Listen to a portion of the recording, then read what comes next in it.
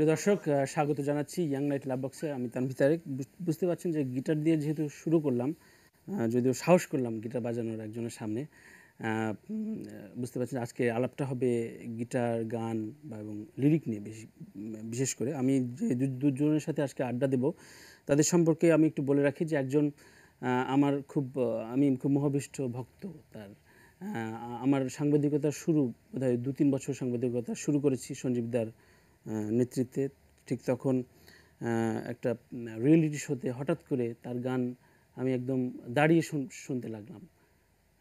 সে আর কেউ নন, এদেশের অগণিত গানের সুরকার, সুরস্রষ্টা, গীতিকবি তরুণদা। কেমন আছেন? অনেক ভালো। আরেকজন রয়েছে, তার সাথে কথা বলতে গেলে আসলে ও নিজে আমাকে মাঝে মাঝে সব্যসাচী বলে অনেক ন্যাগিং করার চেষ্টা করে। আসলে নিজে ও সেই ক্যারেক্টারটা বহন করে। লেখালেখি, গান, কাব্যচর্চা, উপন্যাস লেখা, পাশাপাশি গীতিকবি হিসেবে পরিচিত রয়েছে লুৎফর হাসান। খুব সুন্দর লাগছে, থ্যাংক ইউ। এই হেয়ার স্টাইলটা আজকে, এবং ক্যাপ এবং হেয়ার স্টাইল দুটাই খুব চমৎকার, রকিং লাগছে। এবং তরুণ ভাইয়ের গান কিন্তু আমরা ছোটবেলা থেকে শুনে আসছি। ছোটবেলায় আমি ধরেন আমি তো আমাদের তো যে অভ্যাসটা ছিল ক্যাসেট পড়ে দেখা, তো ওখানে দেখতাম কথা তরুণ তুমি আকাশের বুকে বিশালতার উপমা, বা কবিতা তুমি স্বপ্নচারিণী খবর, কি লিরিক! এইটা হচ্ছে তরুণ ভাইয়ের লেখা। এটা এবং তার নামের সাথে আমি আঙ্কেল আন্টিকে স্পেশাল থ্যাঙ্কস দেবো যে আপনার নামটা আসলে এই আজকে যদি বলা হয় যে আমাদের দুজনের ছোট ভাই, আমার যেটা হচ্ছে, আমি আসলে আমার ভালো লাগছে এটা যে আমি যে বিশ্ববিদ্যালয় জীবনে ক্যাসেটে যার নাম দেখতাম, দেখে মুগ্ধতা, তো এটা একটা, তো তার পাশে বসার সৌভাগ্য, এটা আসলে অন্যরকম ভালো লাগে। আমরা অনার্ড 18 নিউজ এবং দুজন বলিষ্ঠ গীতিকবিকে কাছে পেয়ে আমি আজকে মূল আলোচনায় যদি বলি যে সাধারণত খুব বেশি ভারী আলোচনা হয় না, তারপরও গানের লিরিকটা নিয়ে আমি অনেক দিন ধরে ভাবছিলাম যে অনেক রকমভাবে ফেসবুকে লেখালেখি হয়, ফেসবুকে আলোচনা বা উত্তাপ তৈরি হয়। তরুণ ভাই একটু বলবেন কি যে হালকা বা ভারী গানের কথার যে সংজ্ঞায়িত করে ফেলে শ্রোতা হিসাবে বা আপনারা এটা আসলে কিভাবে বোঝেন, বা এই হালকা ভারীর তত্ত্বটা কি? আসলে লিরিক তো লিরিকই, আপনি পার্সোনালি নিন না, আপনি ওভারঅল একটু মন্তব্যটা শুনতে আমি আসলে যদি লেখা ও সুরের একজন যোদ্ধা, বা আমার ভালো লাগা ভীষণ এর মধ্যে আছে বলে গানের এই বিশেষ জায়গাটা যে লেখা এবং সুর করা, তো সেই দিক থেকে প্লাস অন্যদের সবার ছোট বড় সবার কাছ থেকে আমার মনে হয় যে সহজ লিরিক লেখা সবসময় কঠিন, এটা আগেও ছিল। আর কঠিন হয়ে গেলে লেখা বা বিষয়বস্তুগুলি গানের, তখন মনে হয় কিছু আলাদা সেকশনের লোকের জন্য গানটা হয়ে যায়। আচ্ছা, সহজ গান মনে হয় সবার জন্য হয়। এখন সহজ গানের সহজ মানে তো সস্তা না, কখনোই না। কারণ আমার মনে হয় আমাদের যে গানগুলি আমরা পছন্দ করি সেই গানগুলি সমস্ত জায়গায় লিরিকটা খুব সহজ। সেটা যদি মন ছুঁয়েছে হয়, আবার হলো সন্ধ্যা হয়, আমার মনে হয় না যে কোনো লোক তার সরলতার প্রতিমা কিন্তু খুব কঠিন লিরিকের গান। স্বপ্নচারিণী অদ্ভুত কঠিন লিরিকের গান, সরলতার প্রতিমা বা কবিতা। আমার মনে হয় আমি যে দুইটা গানের তুলনা দিলাম তাদের সাথে তুলনা যাবে না। এখন এগুলি হয়তো একটু জাতীয় সঙ্গীতের মতো যদি সম্মান দিয়ে বলি, এটা আসলে গানকে ভালোবেসেই বলা। কিন্তু আর সরলতার প্রতিমা বা কবিতা শুধু যে আমার লেখাও সুর সেটা না, মূল পরিবেশনা, সবকিছু মিলিয়ে তো গান হয়। তবে হ্যাঁ, ওই লিরিকগুলি এই লিরিক থেকে একটু কঠিন করেই লেখা। আচ্ছা, আমি একটু লুৎফরের কাছে আসবো যে ইদানিংকালের চর্চা বা গত 1-1.5 বছর ধরে ইডিএম খুব প্রচলিত, মুখরোচক একটা ব্যাপার, এবং খুব নাকি হিট যেটা বলে, এটা হিট, হিট, গরম হিট কিনা তা জানি না, তবে এটার ক্ষেত্রে অনেক ইন্টারভিউতে বা অনেক ব্লগে দেখা যায় যে লিরিকটা খুব একটা ফ্যাক্ট না। এ ধরনের কথাবার্তা অনলাইন ইন্টারভিউতে বলেছে যে আমার মিউজিক বা মিউজিক্যাল ডাইমেনশন দিয়ে আমি আসলে শ্রোতাদেরকে ধরে রাখি। বেশ কিছু, আমি নাম উল্লেখ করতে চাই না, বেশ কয়েকজন সঙ্গীত পরিচালকরা বলেছেন। এটা কি গীতিকবি হিসেবে একটা অসম্মানজনক পর্যায়ে কিনা? তাহলে গীতিকার বা গানের কথার মৌলিকত্বটা কোথায়, কথার শক্তিটা কোথায়, নাকি দরকার হয় না এখন আর? আমাকে তো একটু সময় দিতে হবে, প্লিজ। অবশ্যই মাপ চেয়ে নিচ্ছি। সেটা হচ্ছে আমাদের এই সময় সবচেয়ে বড় ক্রাইসিস যেটা, আপনি দীর্ঘদিন ধরে সাংবাদিকতা করছেন, আপনি নানান জনকে বা বিভিন্ন গীতিকার, সুরকার, সঙ্গীত পরিচালক, শিল্পী যারা লিড দিচ্ছে আর কি, বা তথাকথিত বলবো না, সত্যিকারেরই মানে সেলিব্রিটি যারা, তাদেরকে আপনি ইন্টারভিউ সত্যিকারের নিচ্ছেন। সেলিব্রিটি বসেই আছে দুজন। না, আমি নিজেও লেখার চেষ্টা করি। আমরা ওই ধারা না কিন্তু, আমরা কিন্তু ওই গ্ল্যামারের ওইরকম না কিন্তু আমরা। সেটা হচ্ছে যে আমরা আমাদের কর্মে একটু উজ্জ্বল আর কি, মুখটা আমাদের অতটা উজ্জ্বল না। তো যেটা প্রাসঙ্গিক যে কথাটা সেটাতে থাকি, প্লিজ। সেটা হচ্ছে যে আপনি তো দীর্ঘদিন ধরে সাংবাদিকতা করছেন, অনেকের ইন্টারভিউ নিচ্ছেন, আপনার এই প্রোগ্রামে অনেকে আসছে। আপনি কি এই প্রজন্মের যারা লিড দিচ্ছে, যারা বা যাদের মানে ঝড় হচ্ছে, যাদেরকে নিয়ে কোটি কোটি মানে ভিউ হচ্ছে যাদেরকে নিয়ে, আমি আসবো। হ্যাঁ ওটা আসবে, আমার কাছে উত্তর আছে। ইডিএম বা ইডিএম নিয়ে আসেন তো, আমি বলছি যে লিরিক এবং ইডিএম এর যে সাংঘর্ষিক যে অবস্থান সেটা বলছি। আপনি একজন শিল্পীর নাম কি বলতে পারবেন যে যাকে আপনি জিজ্ঞেস করবেন যে সে বিনয় মজুমদার চিনে কিনা, উৎপল কুমার বসু চিনে কিনা, জীবনানন্দ চিনে কিনা, আল মাহমুদ চিনে কিনা, শামসুর রহমান চিনে কিনা, সর্বশেষ সে কি কবিতাটা পড়েছে? কবিতাই যদি না পড়লো, গানের সবচেয়ে মূল জায়গাটা তো হচ্ছে মানে কথার মোচড়টা আর কি। রবীন্দ্রনাথ বলেন, নজরুল বলেন, বা আমাদের যে স্বর্ণালী সময়ের যে গানগুলো বলেন, বা ভাই যে বলছিলেন যে আবার এলো যে সন্ধ্যা, হ্যাঁ, বা এই মন শুধু মন চেয়েছে, এই যে মানে গানগুলো আমাদের সামনে চলে আসে। শুধু তাই না, 90 দশকের যে গান, তারা তো বলছে প্রয়োজন পড়ে না, প্রয়োজন পড়বে না, ওনারা ও যে বলছে ওখানে তো আপনি তো স্থায়িত্ব দেখে আপনাকে বুঝতে হবে। গুনগুন একটা ব্যাপার আছে, হ্যাঁ, যে বাচ্চু ভাই, সম্মান জানিয়ে বলছি, আয়ুব বাচ্চু ভাই আমাকে একটা কথা বলছি না, কথাটা আমার নিয়ে নিছে আর কি, যে গানটা মানে আপনার ইচ্ছার বাইরে এসে আপনার কানে এসে লাগে, ওটাই তো আসলে গান। মানে আপনি শুনতে যাচ্ছেন কিন্তু মানুষ গাচ্ছে, এটাই তো একটা বড় ব্যাপার। তো এই যে গানগুলো, আমি একটা কথা প্রায় বলে থাকি, প্রায় মনে হয় এটা সব প্রোগ্রামে বলি, এটা আমার একটা মুদ্রা দোষ হয়ে গেছে। কিছু কান কিছু গানের জন্য বরাদ্দ। আচ্ছা, কিছু কান কিছু গানের জন্য বরাদ্দ, সব কান সব গান শোনার অধিকার রাখে না বা যোগ্যতা রাখে না। আচ্ছা আচ্ছা। তো ব্যাপারটা হচ্ছে এই যে শিল্পী যারা খুব মানে মানে ভিউ কামাচ্ছে, এই করছে ওই করছে, তো সাহিত্যের সাথে তাদের রিলেশন নাই। হ্যাঁ, তো এই গানগুলো কি হচ্ছে, এই ইডিএম হচ্ছে, ইডিএম এর ঘোর বিরোধী আমি, সোজা হিসাবে আমার। বাহ, আমি ঘোর বিরোধী, আমি এটার সাথে প্রচলিত এই বিলবোর্ডের স্থান পাওয়ার জন্য আমি ইডিএম এ ঝাঁপায় পড়বো, আমি মানে অস্থির হয়ে যাব, সরি, আমি এটা ঘোর বিরোধী। আমি একজন কবিতা পাগল। বাংলা বা বাঙালি কালচার আসলে এটাকে সাপোর্ট দেয় কিনা সেটা একটা প্রশ্নের বিষয়। আমি একটু তরুণ ভাইয়ের কাছে জানবো, আপনি নিজেও সুর করেন, অসাধারণ সুরস্রষ্টা, সঙ্গীত পরিচালনা রয়েছেন।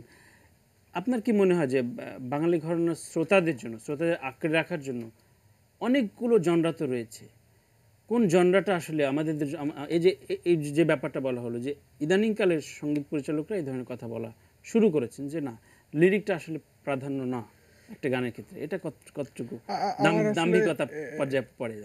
আমার মনে মানে আমি আসলে মানে কারো নাম উল্লেখ করে বা এভাবে না, আমার সার্বিকভাবে যে প্লিজ, পৃথিবীর কোথাও মানে যেটা আমরা গান হিসেবে আমাদের কানে পৌঁছেছে, সেই লিরিকটা সহজ না আমার মনে হয়। আচ্ছা আচ্ছা, আমরা যে কোনো গান যদি লেট ইট বি বলি, তাহলে লেট ইট বি বাংলা করলে এটা একটা বিরাট ব্যাপার, অবশ্যই এটা একটা ধারাবাহিকতার ব্যাপার।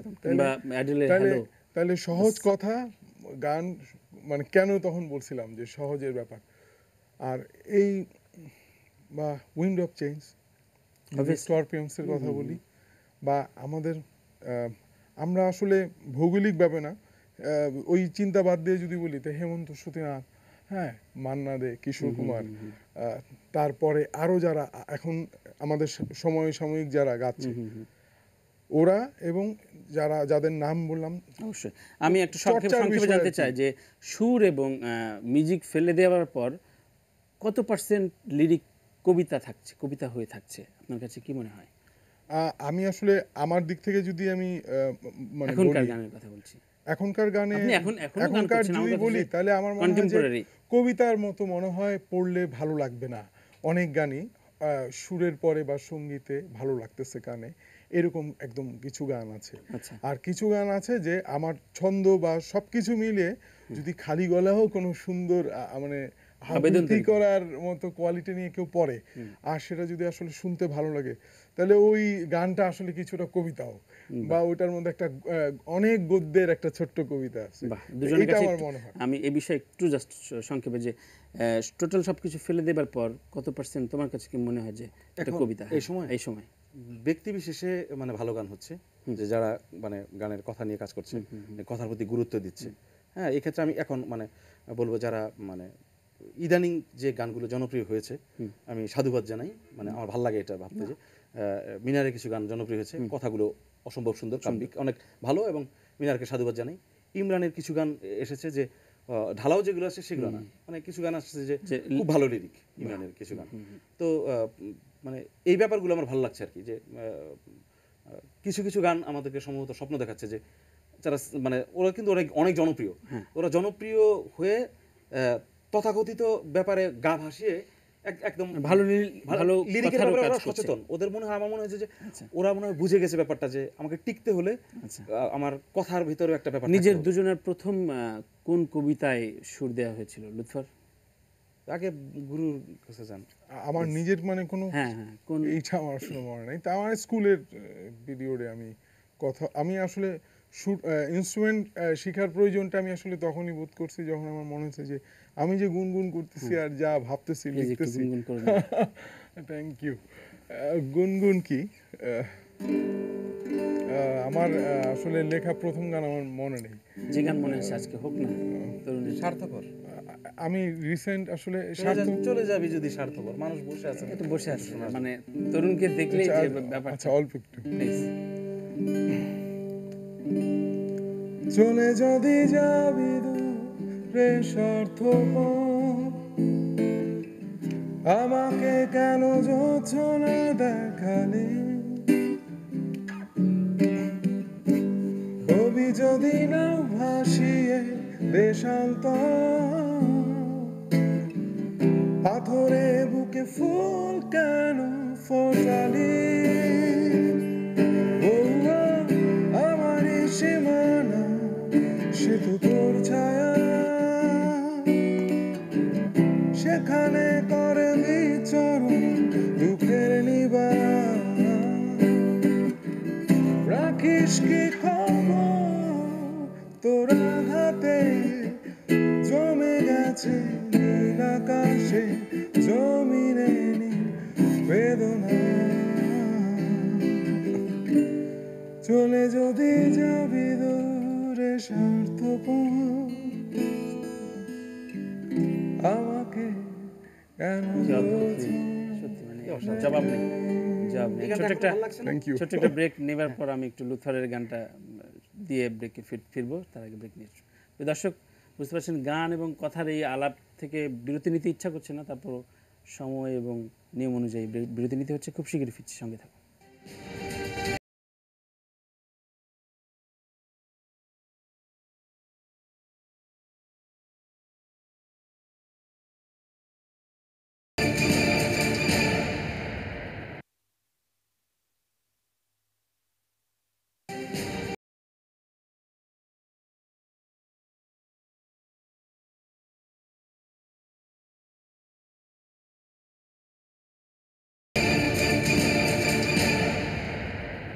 আমি কি কথা কই তোমার সাথে, কই যে কি কথায় আমার দায়ে পড়ে নাই, ভাঙিব হায় তোমার প্রাচীন প্রথায়, আমি কইব না কথা বন্ধু তোমার সাথে, যতই হাতে বুলাও মনের গায়ে, মন রাখো এই হাতে, আমি কি কথা কই তোমার সাথে, কই যে কি কথায় আমার দায়ে পড়ে নাই, ভাঙিব হায় তোমার প্রাচীন প্রথা।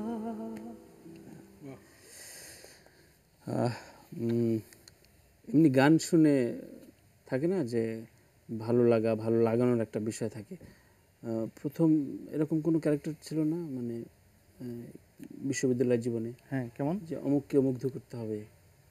না, বিশ্ববিদ্যালয় জীবনে তো আমরা আসলে যেটা ছিলাম যে আমরা যারা মানে গীতিকার নাকি খুব বেশি প্রেমিক প্রবণ হয়? প্রেমিক এটা আমি আপনাকে বলি, এটা হয়তো আপনিও তো একই, আমরা তো আসলে একই গোত্রের, মানে ঘটনাগুলো কিন্তু একই। এখন হয়তো আপনি অবশ্যই, নিজেকে যে বিচার করে আমাকে এখন না না ওভারঅল বলছি, ওই যে খাস বাংলা বলতে আমাকে বাটে ফেলে দিছেন আর কি। না বাটে না, এটা হতে পারে। সেটা হচ্ছে যে মানে আমি ওটার ভিকটিম আর কি এখন আজকে। সেটা হলো আমরা তো মফস্বল থেকে গিয়ে তারপরে বিশ্ববিদ্যালয়ে গেলাম।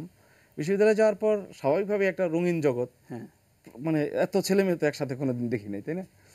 মেলা ছাড়া তো আর দেখা সম্ভব না, কিন্তু ক্যাম্পাসে তো এটা ঢুকলেই তার থেকে আলাদা হওয়ার একটা ব্যাপার উপর ছিল যে আমি তো গান গাইতে জানি। তো এখন তো এগুলো মেয়েরা যাচ্ছে, স্বাভাবিকভাবে যারা একটু গান গাইতে জানে ওই সময়টাতে ইপটিজিং হয়ে গেল। ইপটিজিং না আসলে, এটা তো ওর তো মুগ্ধতা আছে। আচ্ছা আচ্ছা, আমি এটা কি ইপটিজিং, সেটা যে আপনি তার মধ্যে বিরক্তির যদি উদ্যোগ করেন, যেহেতু বললে যে চলে যাচ্ছে তাকে তার দিকে তাকাই তো গান গাচ্ছি না আমি। আচ্ছা আচ্ছা, দেখলো বিশ্ববিদ্যালয় জীবনে ওটা অন্যরকম একটা ব্যাপার। একটা মেয়ে যাচ্ছে, দেখলো যে আমি গিয়ে উঠলাম যে তুমি যে আমার, মানে ইমপ্রেস করার চেষ্টা না, গিয়ে আমি চলে গেলাম পাশ দিয়ে আর কি। আচ্ছা আচ্ছা, কবিতা গিয়ে চলে গেলাম আর কি। গিয়ে যে চলে গেলাম, একটু ঘাড় বাঁকিয়ে দেখলাম যে আসলে শুনলো কিনা, কিন্তু মুগ্ধ হয়েছে। কিন্তু হ্যাঁ, ব্যাপারটা হচ্ছে মুগ্ধ। কণ্ঠ তো আর বাজে না, কণ্ঠটা তো ভালো। মানে কতজন সংখ্যায় যদি গুণি, আসলে যখন যারা দেখতাম তখন তারা দেখে তো গান গাইতাম। ব্যাপারটা হচ্ছে এই, কিছু খুলে ব্যাপার না সেটা না। আচ্ছা, মানে যারা গান গায় এখন, যারা সুপারস্টার হয়ে গেছে তারা হয়তো স্বীকার করবে না, কিন্তু আমাদের দারিদ্রতা থেকে শুরু করে, না খেয়ে থাকার দিন থেকে শুরু করে, বখাটা বানা থেকে শুরু করে সবই তো স্বীকার করি আমরা। ঠিক আছে, স্বীকার করতে ভালো লাগে। মানে কিছু আমি জাস্ট গত দুদিন আগে একটা সাহিত্য পাতায় পড়লাম যে আত্মজীবনী যে প্রকৃত অর্থে লিখতে পারে সে আসলে প্রকৃত, সে তো দরবেশ।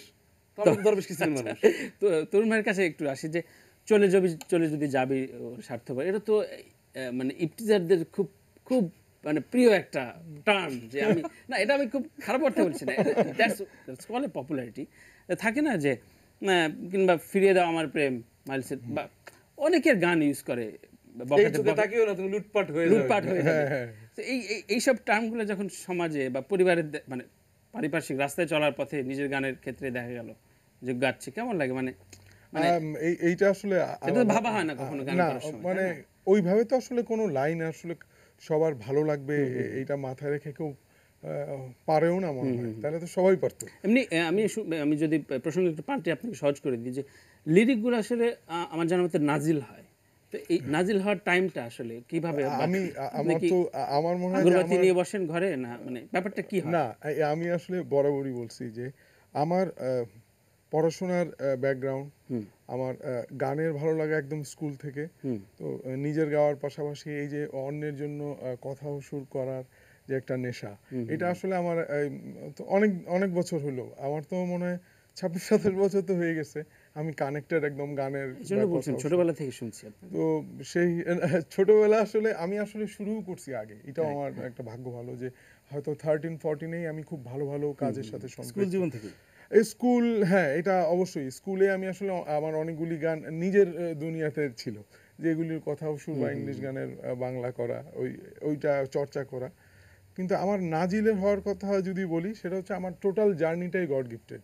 আচ্ছা, আমার পারিবারিক যে পরিবেশ ছিল, ইউনিফর্ম পরা বা সরকারি চাকুরিদের যে মানসিকতা, তো সেখানে তবে আমার বাবা মার কথাগুলো লেখেন কোন সময়, বা লেখাটা আসা মানে সরলতার প্রতিমা, বা আমার লেখা আসলে কি কথা ও সুর একসাথেই করতাম, তো টিউনটার সাথে সাথে করি, কর্ডগুলি এগুলি আসলে বসে করা হয়, তিনটাই মনে হয় একসাথে। লুৎফরের ক্ষেত্রে আমার ক্ষেত্রে আসলে আমি ফরমাইশি কাজ করতে পারি না। আচ্ছা, এটা একটা বিপদের একটা কাজ আমার। মানে বলা হলো যে কালকে টিউন লাগবে, দুটো কালকে একটা লাগবে, এরকম আমার কাছে থাকে যেটা, সেটা আমি বলে দিই। বা আমার ভাবনা সবসময় খেলা করে, কিন্তু আমি ফুল টাইম কিন্তু আমি মানে প্রোডাকশনের মধ্যে আছি। আমি প্রতিদিন লিখি, প্রতিদিন শুরু করি, প্রতিদিন গদ্য লিখতেছি মানে লিখতেছি মানে আমার এমন একটা দিন নাই যে আমি 2 পাতা পড়ি নাই, এরকম দিন আমার মনে হয় নাই। সেটা যত অসুস্থতায় থাকুক, 2 পাতা পড়তে হয় আমার, বা 2 পাতা লিখে ফেলি, কাউকে দেখানোর যেটা বা না দেখানো না, নিজের জন্য লিখতেছি।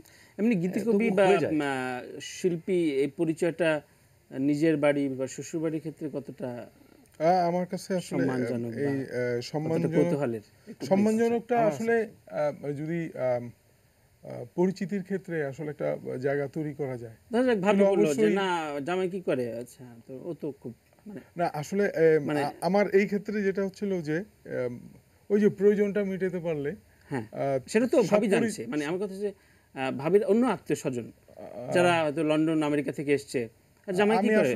আমার আমার ভালো লাগার থেকে যখন আমি এভাবে চিন্তা করি তখন আসলে এত বড় গণ্ডি আমার না, আমার খুব ক্ষুদ্র গণ্ডি। আচ্ছা, সেক্ষেত্রে সবাই স্যাটিসফাইড? স্যাটিসফাইড আসলে আমি এটা ভাবিই না। আচ্ছা, এবার ছোট করে বলেন ওভারঅলি এই পরিচয়টা আসলে কতটা আমার জন্য না, আপনি বাদে ওভারঅলি যারা সামাজিকভাবে এই পরিচয়টা সামাজিকভাবে যদি চিন্তা করি যে আমাদের বর্তমান নাম বাংলাদেশেরই prospect from the very beginning to মানে 47 বছরের জার্নিতে বা তার আগে বললাম 47 এর কথা যদি বলি, আমার বাবার সময় মানুষ শুনছে যে গায়করা কষ্ট করে, এখনো শুনতেছে মানুষ গায়করা কষ্ট চলছে। বাট আমার কাছে কি মনে হয় আসলেই কি এই শিল্পের যারা তার কণ্ঠ বা ভালো লাগাকে শিল্প পর্যায়ে নিয়ে বিক্রি করতেছে তারা কি আসলে খারাপ আছে? অবশ্যই, আমার মনে হয় সেজন্য আপনি কষ্ট পেয়েছি খাই। আচ্ছা, লুৎফরের ক্ষেত্রে এই যে মানে এই পরিচয়টা নিজের বাড়ি, শ্বশুর বাড়ি বা এই যে বাড়ি থেকে আগত আত্মীয় স্বজন, এটা হচ্ছে আমার মানে ভাইয়ের চেয়ে আমার বেশি কথা বলা হয়ে যাচ্ছে, বলতে হয় এটা আসলে বেয়াদবি নিয়ে। প্লিজ সময় কম আমাদের, শর্টলি বলতে। হ্যাঁ, সেটা শর্ট মানে আমার আসলে নিজের ফ্যামিলিতেও এটা একটা ঝামেলা। কারণ ঝামেলা তো অবশ্যই। আমার বাবা চাইছিলেন যে আমাকে একটা বড় একজন মৌলানা বানাবেন, মাদ্রাসা পড়াইছে আমার। হ্যাঁ, তা আমি তো সেখান থেকে বিপরীত না, এটা সাংঘর্ষিক তো পুরাই। আচ্ছা, হ্যাঁ, আমি আসতে হয়েছে ওটা মানে পুরা মানে ফাইট দিয়ে আব্বার সাথে। আর শ্বশুরবাড়ির ক্ষেত্রে যেটা বললেন সেটা আসলে সম্ভবত তারাও মানে এই পরিচয়টা দিয়ে তৃপ্ত না, বা আমার ওয়াইফও না হয়তো, বা যে কারণ আজকে লাইভ দেখছে শ্বশুরবাড়ির লোকজন, লাইভ দেখলেও তো মানে এটা যে ছেলেটা ভালো চাকরি করুক, ভালো ব্যবসা করুক, এই পরিচয়টা কিন্তু যতটা ওনাদের জন্য নিশ্চয়তা দেয়, হ্যাঁ, নিরাপত্তা দেয়, মানে সে গান করে লেখালেখি করে, এটা তো আসলে তাদেরকে অতটা এমনি বাংলাদেশের পরিবেশ বা পারিপার্শ্বিকতা কতটা সাপোর্ট দেয়? যে একটা কোম্পানির সাথেও লুৎফর জড়িত, সার্বিকভাবে পরিবেশটা কতটা সাপোর্ট দেয় একজন গীতিকবির ক্ষেত্রে? মফস্বল থেকে একটা ছেলে, নতুন ছেলে শহরে আসলো, এই লুৎফর হাসান বা তরুণ হবে, এখনকার পজিশনটা কেমন আছে? যে আসবে স্বপ্ন নিয়ে যে আমি এটা করব, এই জায়গা থেকে যাব, তার জন্য কোনো আফসোসের জায়গা নাই। হ্যাঁ, আচ্ছা, কিন্তু কেউ যদি মানে এই পার্থিব ব্যাপারে যদি চিন্তা ভাবনা করে যে আমি এইটা করবো ওটা করবো, প্ল্যান থাকে, হ্যাঁ, মানে যদি থাকে যে আমি এটা দিয়ে আমি এটা করবো, ফ্ল্যাট কিনবো, গাড়ি কিনবো, এই থাকবে, তো ওর আফসোসের সীমা থাকবে না, মানে নানান কিছুই হবে। একটা হবে আরেকটার জন্য আকাঙ্ক্ষা থাকবে, একটা হবে আরেকটার জন্য আকাঙ্ক্ষা থাকবে, কিন্তু হবে না কিছুই, কিছুই হবে না। পরে বলবে কি যে করে গানলে আর এরকম আর চমৎকার, খুব সাবলীলভাবে লুৎফর বলে এবং খুব মজা লাগে, এবং আসলে দর্শকরা সে ব্যাপারটা স্পষ্টবাদী, সেটা ওর স্ট্যাটাসে বোঝা যায়। এমনিতে আগের দিনে তো গানের লিরিক চুরি করে প্রেমপত্র লেখা হতো, এখন নাকি গীতিকবিদের স্ট্যাটাস চুরি করা হয়, মানে শুনি। আসলে আমার কাছে মনে হয় আগে যখন চিঠি লেখা হতো তখন ফেসবুক থাকলে এই একই ঘটনাই ঘটতো। ফেসবুক হচ্ছিল ওই চিঠির একটা নতুন মাধ্যম, আর ভালো লাগাটা ওই একই মানুষ যে কিনা নিজের ফ্রন্ট ক্যামেরায় ছবি তুললে খুব একটা খুশি হয় না, সেলফি তুললে খুশি হয়। কিন্তু এখন কি লিরিকের ক্ষেত্রে সেটা কি আসে তোমার এলো চুলের বাতাসে সন্ধ্যা নামে বা সন্ধ্যা, এই কাব্যময়তা কি এই ফেসবুকের যুগে কতটা মানানসই থাকে? অনেকে বলে যে এটা এখন মডার্ন, এখন অনেক টার্ম এসছে। এখন সমস্যা হচ্ছে বিউটি ক্যাম্প তো এখন না, আমার যেটা ধারণা ছিল এলোকেশের বর্ণনায় যে গানটা যখন আর কি প্রচারিত হয়েছে, যেই গাক এই ধরনের বিষয়বস্তু, তখন সামাজিক অবস্থান, মানুষের দেখার জানার অপশনগুলি লিমিটেড মনে হয়েছিল, তো তখন ওই একটা ফোকাস ছিল। এখন এলোকেশই দেখতে গেলে দেখা যাবে যে বাকি ইউনিফর্মের সাথে হয়তো আমার মানসিকতা মিলতেছে না সব ক্ষেত্রে। ছোট্ট করে দুজনের কাছে একটু জানতে চাই যে বাংলাদেশের মানে এই কন্টেন্টে খুব বেশি প্রেমের গান গীতিকবিরা লিখছে, মানে সে নারী প্রধান বা বিরোহী প্রেম বা নতুন প্রেম বা ইপটিজারের প্রেমটা নির্ভরতা থাকার পরে দেশ, প্রকৃতি, অন্য সাবজেক্টগুলো খুব বেশি হারা যায়, বা সামাজিকতা, এখন সমাজ ব্যবস্থা যে চলছে সেই সমাজ নিয়ে গানগুলো, যেগুলো পার্শ্ববর্তী দেশ কলকাতা বা বাইরের দেশে তো প্রচণ্ড পরিমাণে হয়, সেটা কম কেন? আমারে যদি বলা হয়, আসলে আমারও দীর্ঘ আমি যেটা বলবো যে এটা আসলে আমাদের দেশের গানের ভালো লাগার ব্যাপারটা আমরা সবসময় মাথায় রাখছি, আচ্ছা, যে কোন ধরনের গান আসলে মানুষ নিচ্ছে, এটা সবারই চিন্তায় ছিল, নাহলে এত প্রেমের গান কেন হচ্ছে, কেন দেশের গান কম হচ্ছে। তবে দেশের গান আমি যে একদম করি নাই তা না, কিন্তু হ্যাঁ, দেশের গান তো কারো চাইতেও হবে, আমি শুধু করলে তো হবে না। কারেক্ট। লুৎফর, আমি যদি এই শেষ প্রশ্ন রাখি যে শুধু প্রেম নির্ভরতা কেন আসছে, মানে আমি তুমির ভেতরে বা তোমার মানে এটা যার যার ব্যক্তিগত জায়গা থেকে সচেতনতা রাখা তৈরি। আমি আমার বাচ্চাকে নিয়ে গান করছি, আমার বাচ্চা দুপুর, আমার মেয়ে, আমি ওকে নিয়ে এক্সেপশনাল হ্যাঁ, মানে না আমি তো আমার আমি বললাম তো আপনাকে ব্যক্তিগতভাবে সচেতন হবে, কোনো কোম্পানি আপনাকে বলবে না বা পৃষ্ঠপোষকতা করবে না। দেশের গান নিয়ে আমি 10টা গান নিয়ে আমি দৌড়াইছি, কেউ আমার স্পন্সর করে নাই, কিন্তু অনেক বড় বড় কথা। 16 ডিসেম্বর আসলে লাল সবুজ দিয়ে ছেয়ে ফেলতেছে, মনোগ্রাম করতেছে, এই করতে লোগো করতেছে, অস্থির, ওরে দেশপ্রেম, কিন্তু যাবেন যে একটা দেশের গান করেছি, একটা একটু ঠিক। আমরা যখন এই কথাটা বলছিলাম, ফেসবুকে আলোচনায় হচ্ছে যে বাচ্চু ভাই তার 5টি গিটার নিলাম দিচ্ছেন বিকজ অফ স্পন্সর পাচ্ছে না একটা নতুন উদ্যোগের জন্য। এটা আসলে এক পাশে যেমন দেখছি যে কোটি ভিউ হিসেবে অনেকে অনেক রকম বিলবোর্ড টপ চার্টে বা অনেক রকম গাড়ি হাঁকাচ্ছে, আরেকজন কিংবদন্তি। যাক এই বিষয়টা হয়তো মানে চলতে থাকবে। মানে তার ভিতরে আমি যদি ওভারঅলি শ্রোতাদের উদ্দেশ্যে কিছু বলার জন্য দুজনকে ছোট্ট করে বলতে বলি। লুৎফর। শ্রোতাদের পাশাপাশি আমাদের শিল্পী গীতিকার শুরু করা তৈরি হোক, তারা মানে সাহিত্যের সাথে সম্পৃক্ত থাকুক। আর শ্রোতারা হচ্ছে কানটা আরেকটু মানে মানে কানের মধ্যে একটু অসুখ হয় মাঝে মাঝে, যে খোল টোলে আসে, তো ওটা পরিষ্কার করে নিই, কারণ কিছু বাজে গান ঢুকে গেছে, তো ওটা পরিষ্কার করে একটু ভালো গানের জন্য তৈরি করে। আমাদের আগের গানও অনেক ভালো ছিল, আচ্ছা, এখনো কিছু কিছু মানে একটা রিস্টার্ট দরকার, রিস্টার্ট দরকার। আমি আসলে শ্রোতাদের উদ্দেশ্যে বলবো যে আমাদের জন্য দোয়া করবেন, যে আমরা যেন আপনাদের ভালো লাগার পাশাপাশি মানটাও ধরে রাখতে পারি। আর সবার গান শুনতে হবে, কিন্তু নিজের জায়গা থেকে যদি নিজের ভাষা আর দেশকে প্রেজেন্ট করা যায়, সেটা যে কোনো বিষয় নিয়ে অবশ্যই সরলতার প্রতিমা দিয়ে আজকে শেষ করতে চাই। প্লিজ, আমরা সবাই গাবো। হ্যাঁ, দর্শকরা গাবে নিশ্চয়ই। এটা আসলে আমাদের তিনজনের এবং এটিএনের বেড়ে যত ওঠার গান, দর্শক বেড়ে আছে, ওঠার গান। আর আমার হ্যাঁ অবশ্যই আমার আসলে এই ভালো লাগার সবচেয়ে কিছু পছন্দের গানের মধ্যে স্বকীয়তার একটা গান হয়ে গেছে। আচ্ছা, আমি দর্শকদের বিদায় নিয়ে আসি। প্রিয় দর্শক, বুঝতে পারছেন আজকে আসলে আড্ডা আলাপটা কে হোস্ট কে গেস্ট ছিল এটা আসলে মিলেমিশে একাকার হয়ে গেছে, কারণ আমিও নিজের সেই ক্যারেক্টারে ঢুকে গেছি এবং চেষ্টা করেছি যে গানের কথাগুলো নিয়ে কিছুটা মূল্যায়ন বা আড্ডায় যেমন বিভিন্ন রকম বাহাস তৈরি হয় সেটা চেষ্টা করছি। দেখা হবে আগামী সপ্তাহে। আজকে আমরা সরলতার প্রতিমা গানটি গুনগুন করতে করতে শেষ করব। তুমি আকাশের বুকে বিশালতা উপমা, তুমি আমার চোখেতে সরলতা প্রতিমা, আমি তোমাকে গড়ি ভেঙে চুরে শতবার, রয়েছ তুমি বহু দূরে, আমাকে রেখে চলো না,